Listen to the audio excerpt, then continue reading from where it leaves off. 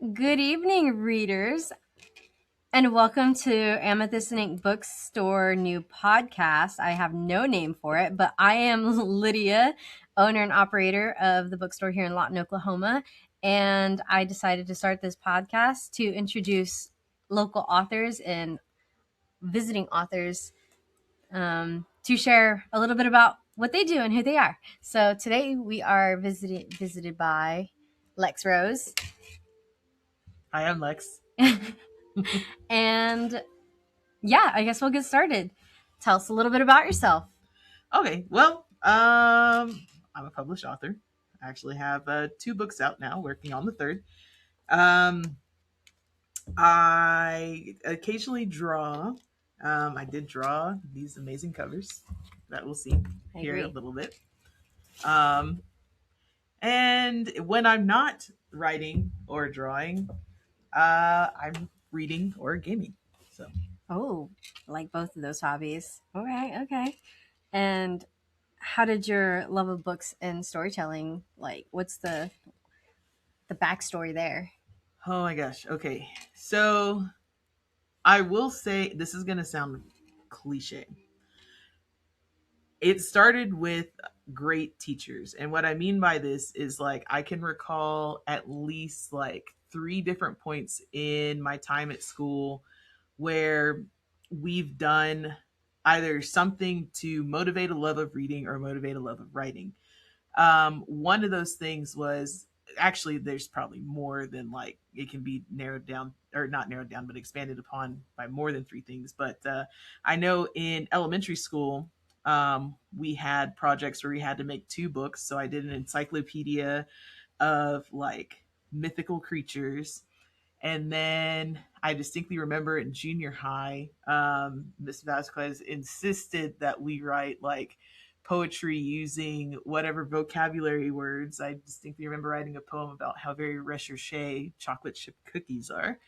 And then finally in high school, um, you know, Doc Freeman had us carry around like two Shakespeare anthologies and like a bunch of other books, and Ms. Keller like really had us working on projects and like making movie trailers for like classic literature. And so really just that love of like reading and getting, sinking your teeth into a story can really be traced that far back. I can kind of relate because I explicitly remember being made fun of in high school because I was the English teacher's pet. And she's not a she didn't like kids. Like she did like kids, but like she didn't like the way that they acted in her class. Whereas me, I was like very prim and proper. Not prim and proper, like not super prim and proper, but like I enjoyed what I did in that class. So I can really relate to having teachers be the stepping stone to where you're headed. Yeah. Yeah. And it was, I think we were just like a class of like strange kids. I wouldn't be surprised if there were more people from class of '08 who aren't like authors like hiding out. Just on the premise that like I distinctly remember when we watched Wuthering Heights, we would reenact like the scene of like Heathcliff just throwing the hot applesauce on the other kid, or like we'd yell the Shakespearean insults down the hallways at each other. Like, and obviously people who were not an AP were confused as to what the weird AP kids were doing. Yeah. I was okay. So I'm from West Texas, but like it's so funny how we're from two different areas of the country and still have similar like. If I was in your, I'm also class of '08. If I was in your class, I can guarantee you, I probably would have been in that hoopla with you. Yeah. But instead of Shakespeare, we quoted like Monty Python and Holy Grail. Oh yeah, yeah. Like that definitely makes memories. Yeah, lots and lots of memories. I wish my kids were that weird. Like they are weird, but like not. Yeah, there's different. Just something about like just that like our age group that's like I don't know how to describe it, but weird kind of pins that. Yeah. And that's funny that you say AP English. I was in AP English. I am currently writing also something, but Yes, and it's Exactly, good. right? Yeah, it's Yeah, there. It's there. I've read it. Okay, we're not here for talking about that. But no, like, okay, so you've written two books, working currently on your third, which yay, yay. So let's talk about the Charleston Avenue Flower Shop. Like, this is such an adorable story. I love it. I can't hype it up enough. Although I like all your work so far, but I think it's because there's like that light novel like feeling to it. Yeah. So it's really well written. So tell us about the Charleston Avenue Flower Shop. What would you say to anybody who's looking to pick up your book? Well, I will say, at least for the opening scene, the idea came to me about the time Avengers Age of Ultron came out. And I know most people watching the movie like, oh my god, the Avengers, they just totally like beat the crap out of the big bad. And I'm just looking at the city like, who's gonna clean all that up? Like these people who live in that city like have to go to work. How many people still have to go to work tomorrow after this level of devastation? You know what I mean? Yeah, no. So the Charleston Avenue Flower Shop, the concept came about essentially as one such person who is just the average business owner.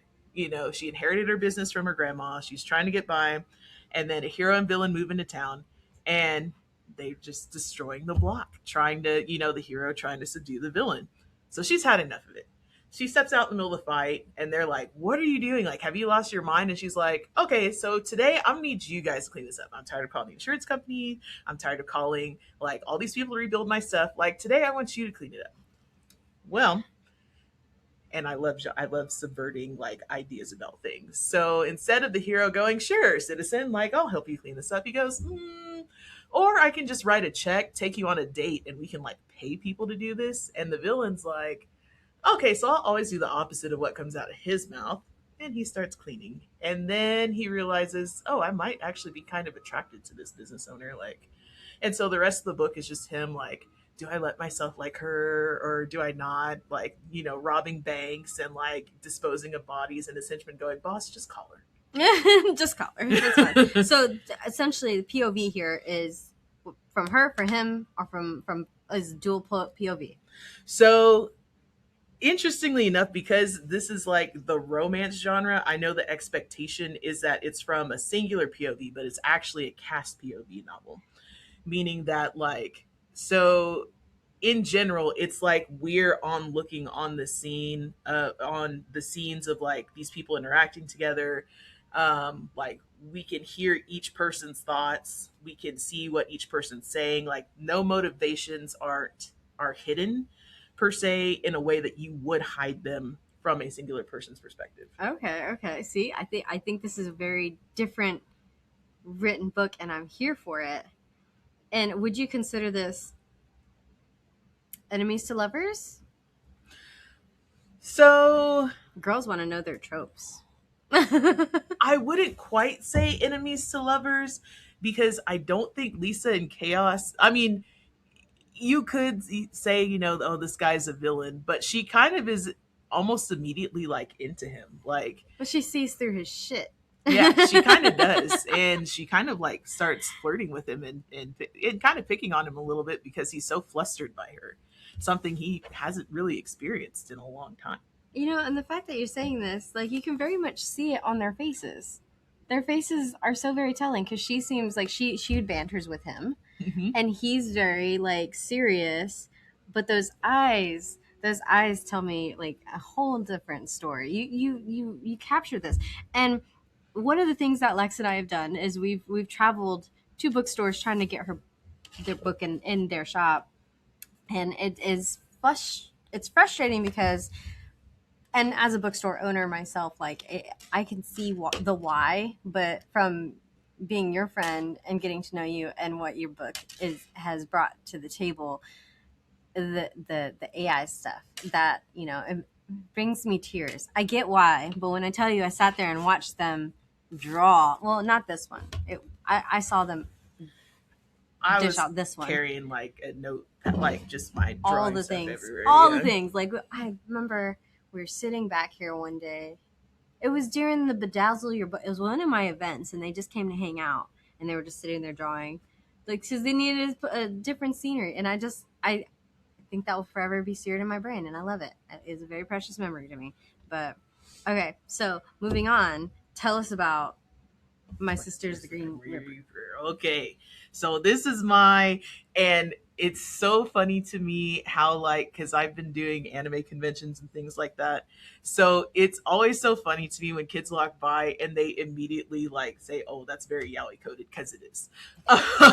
um, so what happens is this is a manga inspired novel that nobody asked for, but I wrote anyway because really my books are supposed to be mangas. Um, they will be one day. That said, this particular story follows Benimaru and Aaron. And they're finishing up community college. They're going to the school of Benimaru's dreams because Aaron really just wants to get out of their, like, kind of small town and go wherever Benny goes. They're childhood friends who have developed this sort of fan club in high school that really hadn't stopped through college, where like the community of girls just ships them for some reason. And they're both just like, ha, we're just bros. Like, it's cool. Like, it's fine. But then, they're leaving town. So certain relationships have to come to an end, aka Aaron's relationship with Lorelai, and then go on to new beginnings of they're going to Vermilion University in Vermilion City, and Benny Maru's sister happens to have a house there. So they can avoid the cost of, for those of you who've gone to college and have experienced campus housing, avoid campus housing costs. Oh, yeah, that's completely valid. However, they don't know that she's also the Grim Reaper. They just know that her job is very time consuming. It's very dangerous. She comes home injured quite a bit, and her two roommates have an interesting way of addressing each other, often referring to each other as the stupid dragon or the idiot fox, which they're like, okay, this might be like some weird like RP thing. I don't know what's going on. You know what I mean? They're blissfully unaware of all the things that are going on around them while they're trying to figure out what they are to each other as time goes on. Okay, see, and I love that story from both bringing realism into fantasy. Like if we had actual fantasy elements in our world today, this kind of gives that vibe. Yeah. Like, yeah, I thoroughly enjoy that. The cover. Yeah, I do love because it's like because it again they are so oblivious to the fact that they're into each other at this point, but it's obvious that there's something there. There's chemistry, yeah. Like there's mad chemistry, and the fact that they don't see it themselves is just that's what she wrote. I mean, that's just so common. But yeah, like, and moving into what you're doing with your second book, how do you feel? How is it going? Getting back into that mindset of their relationship. So it's interesting because truthfully, all 33 chapters of the trilogy are written. Um, it was just breaking up the story so that I had time to kind of ease myself into okay, maybe not show our viewers that image. But getting into doing chapter header art. Because what I'm trying to ease myself into is once all three of these are released, is to start illustrating them. The graphic novels, yeah, which I'm personally very excited about that. And so it is interesting delving back into their relationship because in book 2 kind of opens with them they're already inside their semester, and they already kind of are left with an incident that happened to Benny in meeting their cousins who are gods, essentially, that they're also unaware of, and having altercations there that they're trying to keep under wraps, and him also coming to the realization that, oh, maybe there are some feelings for Aaron there, and what's going on, like why, you know what I mean? Ironically, at the time, I didn't have the term for it, but I think I wrote a demisexual character without realizing I wrote a demisexual character. How did you come to a realization that you wrote a demisexual character? Because So just as they're kind of dynamic, so Aaron is kind of the hypersexual one. Mm-hmm. That's Yes. established in book 1, Yes. right? And Benny is just not. He just hasn't found someone who he's interested in. He doesn't mess around like he perceives like, people his age are messing around. He's just really not interested. At least not until he realizes that, oh, maybe I kind of tolerate Aaron picking on me a little because I like it. You know what I mean? And I don't mean Mm-hmm. picking on like negatively, like bullying. It's just, what does Lorelai call it? All the homoerotic shit they do to each other.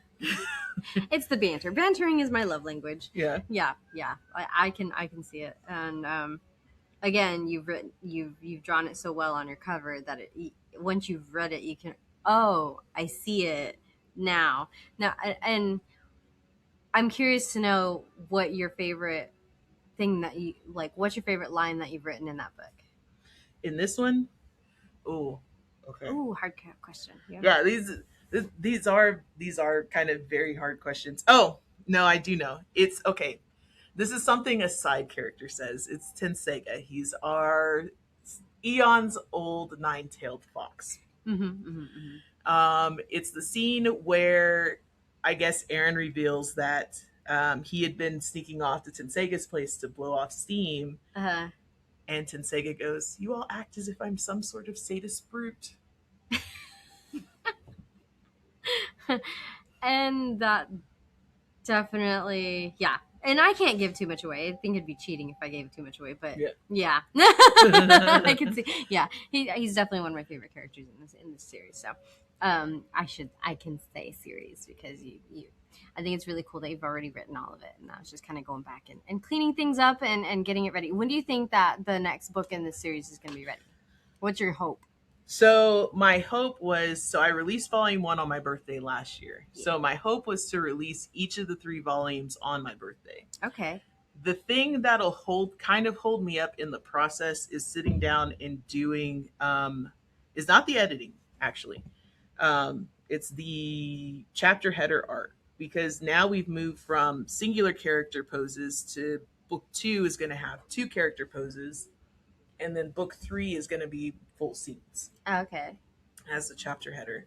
So what that means is, if I do make book 2 out by November 29th of this year, then I've got to start the chapter header art for book 3 a bit earlier than I have started. Oh, now. yeah, yeah, I could see that because FYI, it's November. Yeah. End of November ish. So I'm very much looking forward to that second one here. But gosh, whole scenes. Yeah, that means backgrounds and everything. So Ooh, heavens, that's gonna be fun. But then that's just a stepping stone because you'll use those same scenes inside of your graphic novel when those come out. yeah, I'm basically just using this series to kind of scaffold my skills to do the thing that I originally wanted to do. But I think that's really cool though, because then you have the story out, Mm-hmm. and then you just got to go back in and fill in the blanks and turn those bantering situations into whole scenes. Which I don't know about you, but I love reading manga. I love reading manhwas. I'm very excited for the graphic novels. It's definitely right up my alley. Yeah. But yeah, is there anything you'd like to share with our viewers if we hopefully have any? I think we've covered quite a bit of it. I will say, if you do happen to pick up my books, one comment that I've gotten is that people can see the scenes in their head, and there's a reason for that. It's because they actually have been plotted out. Not necessarily panel by panel. Well, actually, chapter 1 of this has been panel by panel, but my art style has significantly improved since the initial. I would hope, yes. That's yeah. It's been a while. Yeah, yeah. But yeah, so I guess just kind of keep an eye out for all of the things as they come. Okay, well that's excellent because you are on all your social medias, right? Instagram, Facebook, all the things. You can find them on Discord. I don't know if you.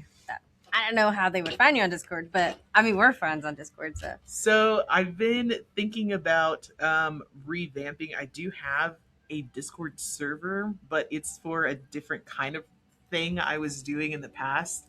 but I have been thinking about revamping that space. So Oh, we'll see what comes of that. It's oh, creating a community space. we like news. We like news. So keep an eye out. Follow Lex on social medias to keep up to date on like basically all the things coming. So aside from finding my book, Lex's book in store at Amethyst Ink Bookstore here at 1814 West Gore Boulevard, Lawton, Oklahoma, you can find us. I also carry your book on my website, which is really cool that I can say that. Yeah, but also, where are some other locations that they can find your book? So for right now, as far as like locally in the city of Lawton, you have here Amethyst and Ink, and then you also have only the Charleston Avenue at Chucky's Toys.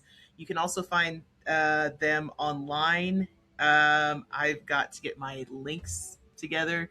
They're on Amazon, but please shop local.